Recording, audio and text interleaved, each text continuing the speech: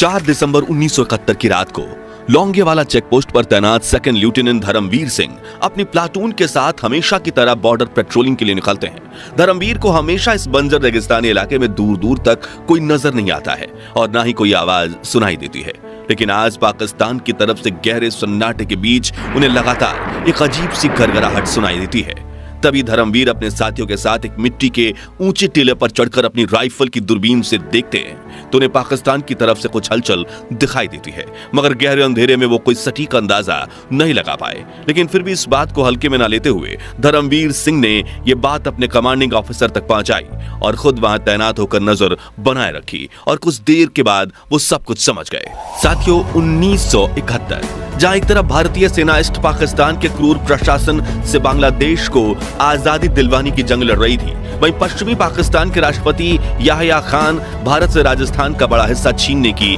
साजिश रच रहे थे। दरअसल पाकिस्तान ये जानता था कि उसके लिए ईस्ट पाकिस्तान में चल रही इंडो पाक जंग में जीतना नामुमकिन है, इसलिए वहां के अधिकारियों ने यह प्लान बनाया कि हम वेस्ट पाकिस्तान के बॉर्डर से भारत पर हमला करेंगे और एक बड़े इलाके को कब्जे में लेकर ईस्ट पाकिस्तान में भारतीय सेना को घुटने टेकने पर मजबूर कर देंगे। मगर भारत ने कश्मीर बॉर्डर पर अपनी सिक्योरिटी को बिल्कुल टाइट रखा था। ऐसे में पाकिस्तान की नजर पड़ी राजस्थान में मौजूद लौंगेवाला चेकपोस्ट पर। उस वक्त धार मरुस्थल के बीचों बीच मौजूद इस चेकपोस्ट के चारों तरफ गर्म हवाएं, रेत के टिले और सूखे हुए पेड़ों के अलावा कुछ नहीं था। ये चेकपोस्ट वैसे तो बॉर्डर सिक्योरिटी फोर्स की निगरानी में ही रहता था, लेकिन जब भी देश के ऊपर कोई संकट मंडराता तो यहाँ पर इंडियन आर्मी की एक बटालियन को तैनात कर दिया जाता है। उसी साल भी इस पोस्ट की निगरानी भैरव सिंह राठौर कमान में बीएसएफ के 6 से 7 जवान कर रहे थे। लेकिन इंडो पाक जंग शुरू होते ही यहाँ पंजाब रेजिमेंट की 23वीं बटालियन अल्फा कंपनी को भेज दिया गया था। मात्र 120 जवानों की इस टुकड़ी का नेतृत्व मेजर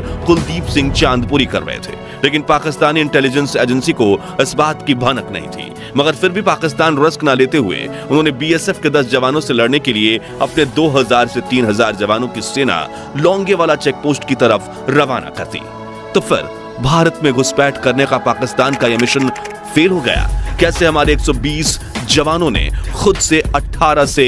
20 गुना बड़ी सेना को धूल चटा दी और आखिर क्यों पाकिस्तानी ब्रिगेडियर को अपनी सेना लेकर उल्टे पैर अपने मुल्क लौटना पड़ा, जानेंगे बैटल ऑफ लौंगेवाला की इस ऐतिहासिक कहानी में। अब दोस्तों, उस वक्त भारतीय फौज ईस्ट पाकिस्तान में बांग्लादेश की आजादी का जंग लड़ रही है, इसलिए वेस्ट में राजस्थान को अपने कब्जे में लेने के लिए पाकिस्तान ने 3000 जवानों के साथ 60 T-59 और शर्मन टैंक्स, 500 से ज्यादा व्हीकल्स, मिसाइल लॉन्चर्स और 5 हाई रैंकिंग ऑफिसर्स भेजने का डिसीजन लिया और 206 ब्रिगेड, 51